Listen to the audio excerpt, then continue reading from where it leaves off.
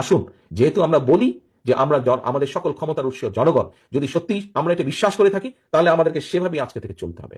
বিশ্বাস করুন, সকল ক্ষমতার উৎস জনগণ, এই কথা বলা হারাম, এ কথা বিশ্বাস করা কবিরা গুনাহ। সকল ক্ষমতার উৎস জনগণ, এই কথা আপনাদের বলে ওই সব ধুরন্ধর রাজনীতিবিদরা আপনাদের ভোট নেওয়ার জন্য আপনাদেরকে পাম দিয়া ডানলপ টায়ার বানায়। সব ক্ষমতার উৎসকে নাকি জনগণ? আমরা কিন্তু এটাই শিখি, এদেশে আমাদেরকে রাষ্ট্রীয় ভাবে শিখানো হয়, এটা রাষ্ট্রীয় কুফরি।